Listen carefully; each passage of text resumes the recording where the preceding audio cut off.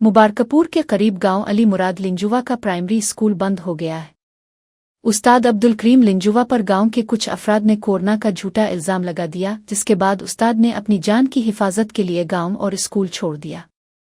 School की इमारत और उस्ताद का घर भी नुकसान पहुंचा, जिसकी वजह से 7 बच्चों की तालीम मुतासिर हो रही है। रिपोर्ट के मुताबिक स्कूल बंद होने के बाद गांव के बच्चों और वालिदैन ने स्कूल की बहाली के लिए एहतजाज किया और इंतजामिया से फौरी कार्रवाई की दरख्वास्त की।